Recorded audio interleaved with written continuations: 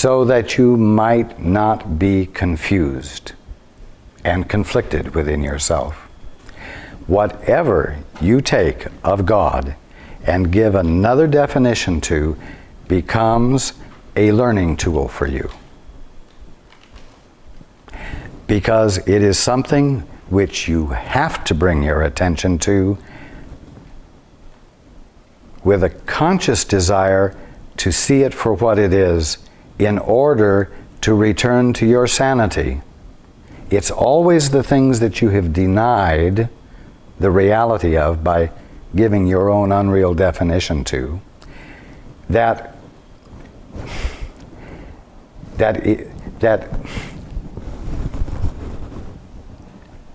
becomes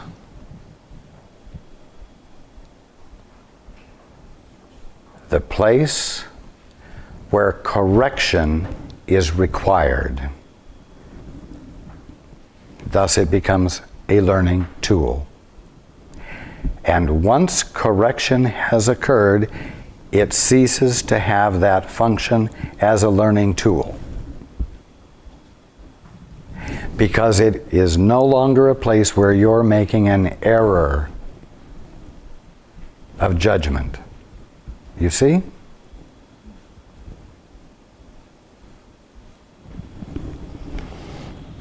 The real purpose of this world, and this world right now, as far as you're all concerned, is exactly what you're defining it as, even though it's actually the kingdom of heaven. The real purpose of this world is to use it to correct your unbelief. I don't believe it's God. I believe it's a physical world that started from a big bang. Well, that's your belief. That's your belief. Your belief causes you not to be able to believe what it truly is. And thus your belief is an unbelief. Does that make sense?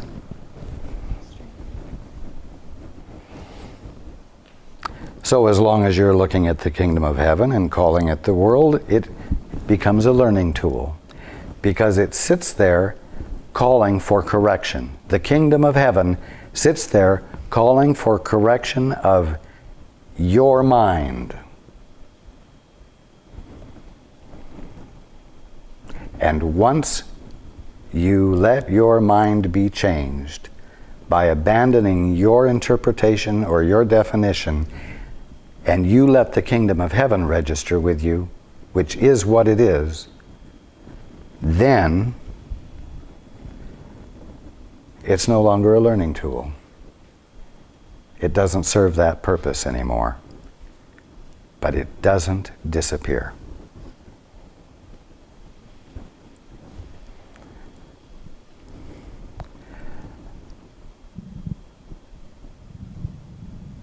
You see it for what it is, the kingdom of heaven. And you rejoice. And you're not preoccupied with it anymore because you aren't in a state of conflict and you're not in need of protection or defense. So you don't have to watch it to see what it's going to do to you next. And in the freedom from not having to be on guard, you might say, you can get on with enjoying reality, enjoying communion with all of the brotherhood simultaneously, experiencing bliss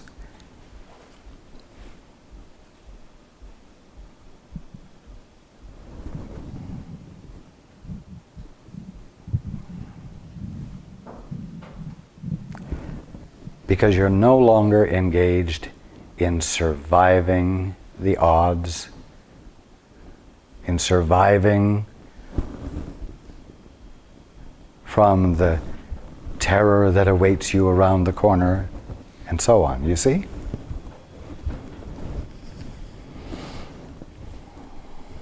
Continue. You can never control the effects of fear yourself, because you made fear, and you believe in what you made. In attitude, then, though not in content, you resemble your Creator, who has perfect faith in His creations because He created them.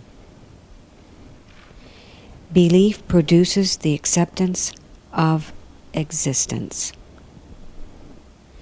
That is why you can believe what no one else thinks is true.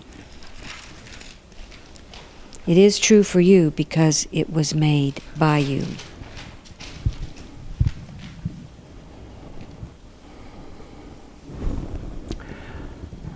I'm going to make a fine distinction here.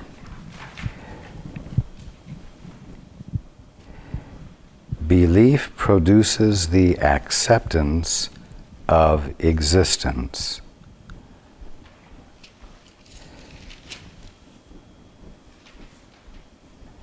Knowing produces the acceptance of being.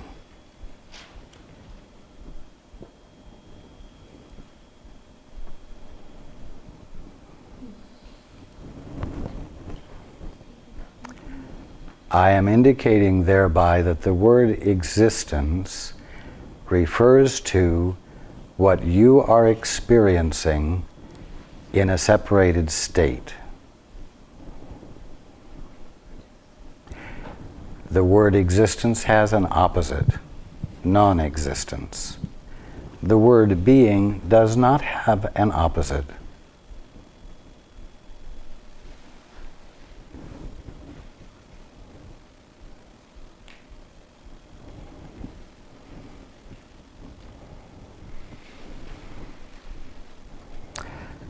Now, as you invite clarity, as you invite clarification, as you are willing to say, not my will, but thine be done, and then listen for it, and then be congruent with it, your beliefs improve. And you experience the results of your improved belief. But the goal is not an ultimate belief. The goal is to completely abandon belief in favor of the direct experience of knowing that is present as your conscious experience of being when you are not thinking.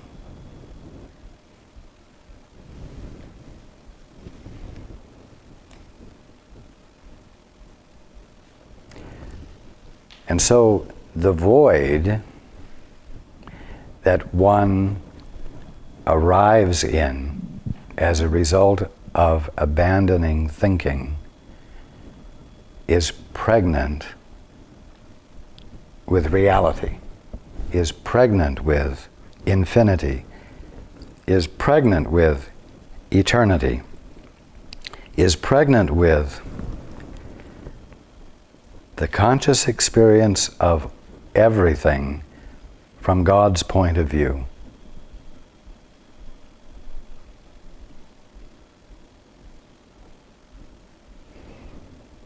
And that is the conscious experience of, it is the Father's good pleasure to give you the kingdom.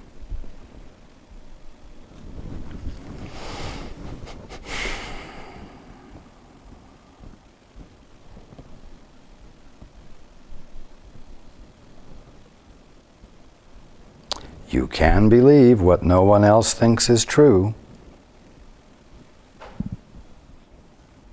And it is true for you because it was made by you, but that doesn't mean it's desirable.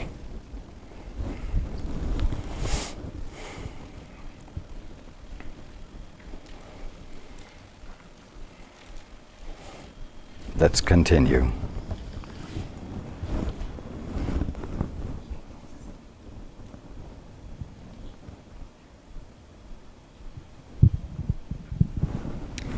All aspects of fear are untrue because they do not exist at the creative level, and therefore do not exist at all. To whatever extent you are willing to submit your beliefs to this test, to that extent are your perceptions corrected. In sorting out the false from the true, the miracle proceeds along these lines.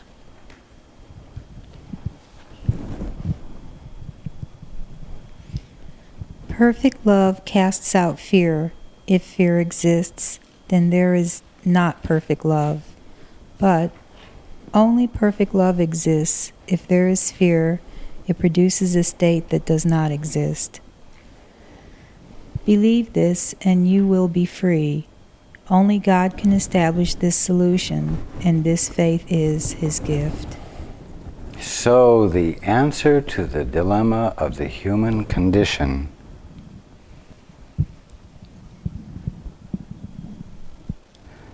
only God can establish. Whew. Such simplicity.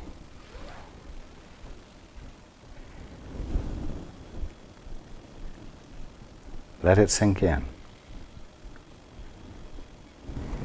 It's not up to you. You can't do it. You never were supposed to be able to do it. And you can't do the impossible. Accept it. And let go of the false sense of responsibility that somehow you are supposed to be able to do the impossible. That is the suggestion that the ego provides you with. It's the taunt, it's the tease, it's the bait. Of course you can do the impossible. God gave you a mind of your own. God gave you the ability to think. God gave you the ability to reason. There must have been a reason that He gave you this. Well, God didn't give you a mind. God didn't even create you separate from Himself. You are mind. You're not a body with a mind. You're a mind in which there is the experience of body and glass top table and sweet peas and trees and fingernails and everything. A universe. You are mind. You don't have a mind. You are consciousness. You don't have a consciousness. You are mind. You aren't something separate from mind that can use mind for purposes of your own.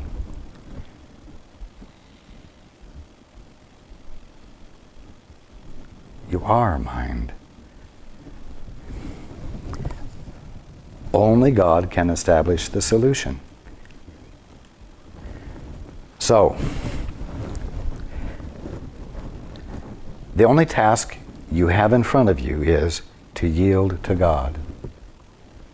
That's the only intelligent act that you can engage in as long as you are in an illusory experience which has been caused by your decision to act on your own, or to attempt to act on your own, or to fool yourself into believing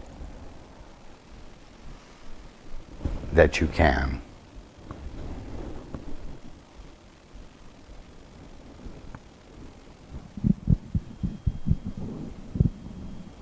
Again, this is where the utter simplicity of the answer lies.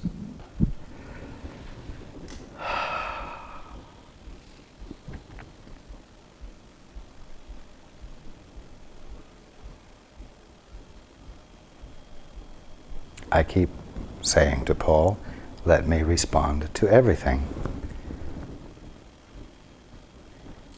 You might say, well, obviously, Paul hasn't managed to do that yet. What chance do I have? Well, I'll tell you something. It's the only answer. And so whether Paul has managed to do it or not, get on with it yourselves. And maybe you will do it before Paul does, but when you do it, it'll make it easier for Paul. And when Paul does it, it'll make it easier for you. But there isn't any other option. And the option is utterly simple. Stop trying to be something. Give up.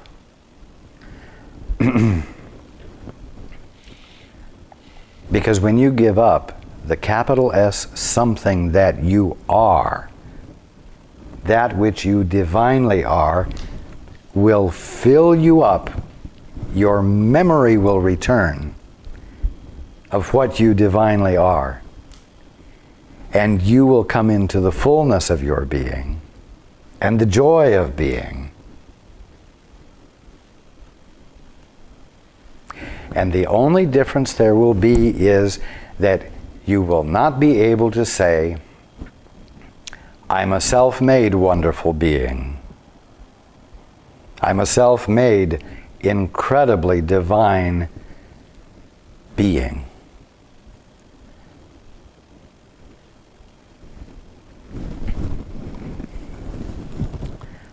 But when you are an incredibly wonderful divine being,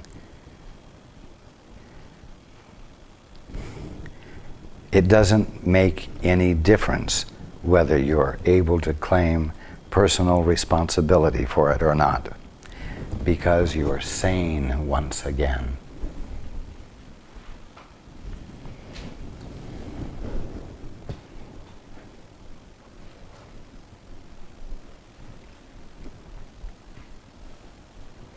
Only God can establish this solution.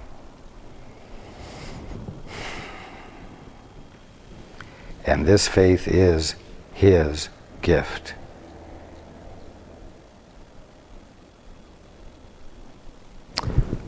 Let's continue. You may. These last two sentences I find are confusing to me. It says, believe this and you will be free. And then it says, only God can establish this solution. So what I'm getting out of this is the solution is to believe this fact.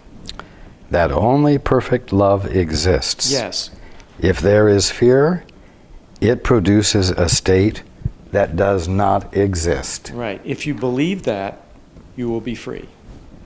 However, exactly. It says only God can establish this solution. So what it's saying is that God's already established that only perfect love exists? Exactly. Okay. And then it says this faith is His gift to you. So is what it's saying is that if you open to God, then you take in the faith which allows you to have the belief. That is correct. Good. Okay. Thank you. Because you cannot generate the faith from What you see. a stance of independence. Right. From what you see in the world. What you see in the world conflicts constantly exactly. with what this says. Exactly. So you just have to yield, and the yielding allows the faith to come in. That is correct. That's it. Yes.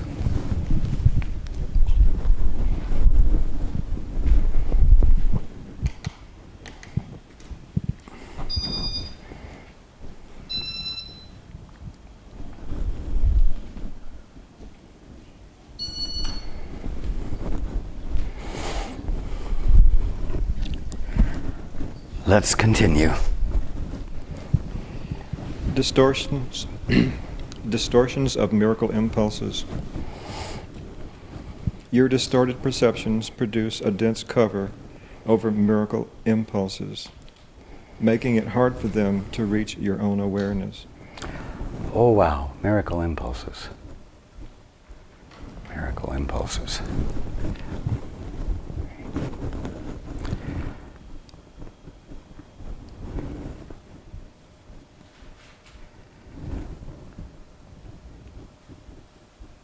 I said before that the Holy Spirit is your divinity held in trust while you dally with the ego.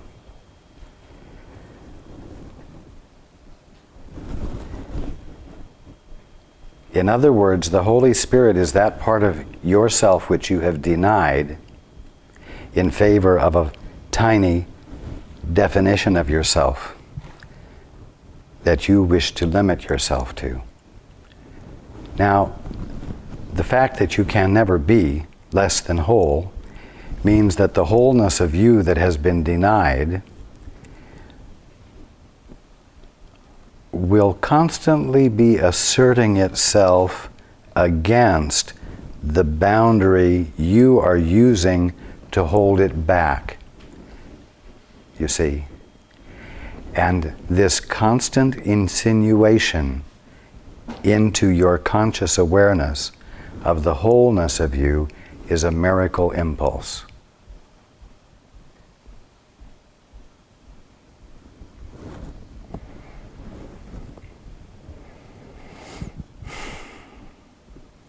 And miracle impulses are constant. Because in spite of the limited area out of the totality of your being that you are using to define yourself with, you are whole all the time.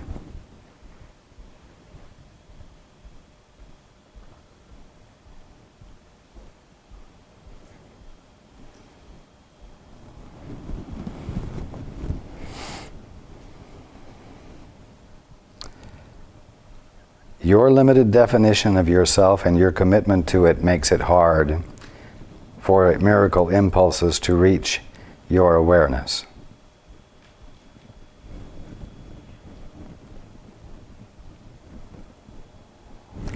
That's why it's so helpful to at least occasionally be willing to become still and set them aside and be curious beyond whatever the limits are of your present sense of yourself. Because that curiosity is an invitation for that of yourself which you have denied to come into the territory that you have roped off and said, only that which is inside of this rope is me.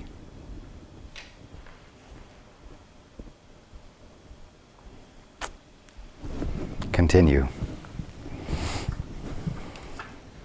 The confusion of miracle impulses with physical impulses is a major perceptual distortion.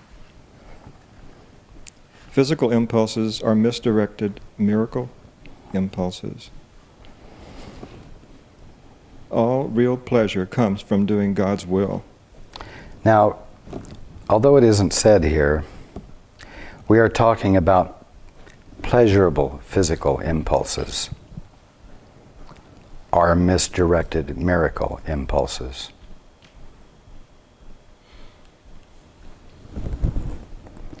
Whether it's orgasm, whether it's sexuality, whether it's a hug, whether it's a smile directed toward another, these are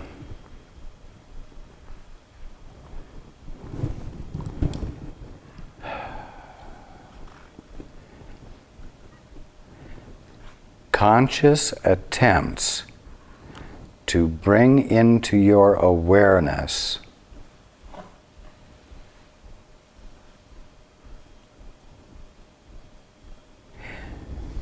the unseparated wholeness of yourself that you have denied, that you are holding away from yourself.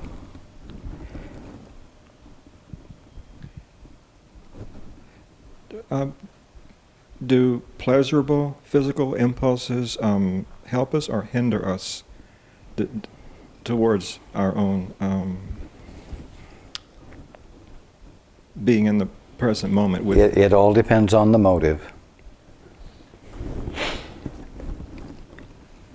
If the pleasurable impulse is for self-satisfaction, it doesn't help you. Could it hinder you? Absolutely, because it's selfish. Because although it might be extended toward another, it is not as a gift to another. It's narcissistic, to use That is correct. a pop psychology term. It also, because it lacks consideration for another, is a form of abuse, whether it's mild or intense.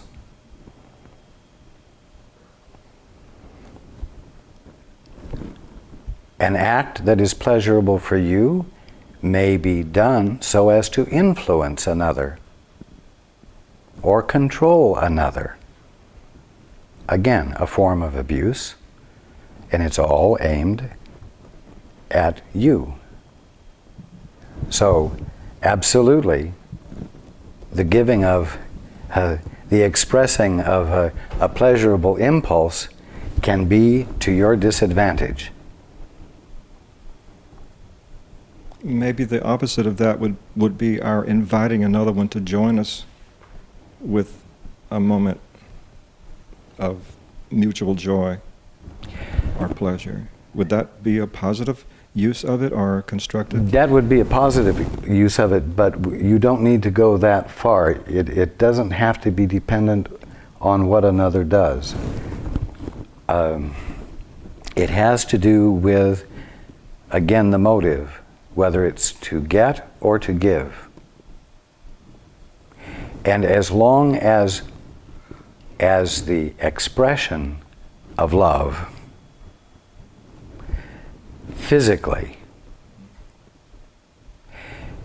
is in the form, truly the form of a gift, where the reason you are giving it is because you love, where the reason you are giving it is because you honor the one you are giving it to. That's all the further you have to take it in order for it to be beneficial for you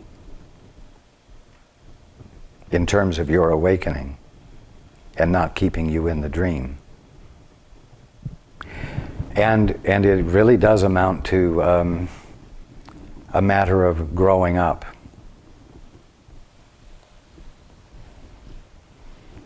A child stands always ready to receive. But when the child grows up, she stands as a servant to give. To give genuinely as a gift with no strings. A gift that is not given in order to get.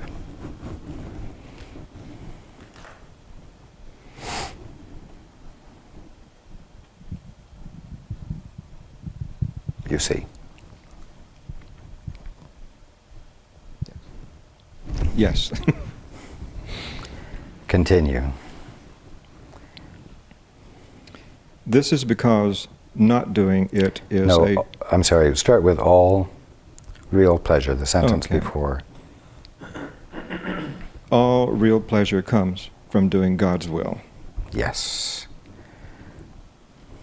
Continue. This is because not doing it is a denial of self, capital S. Yes.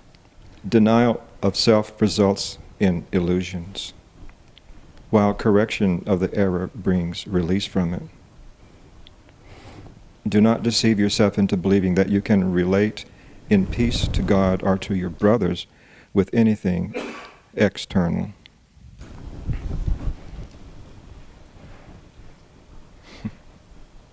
Indeed.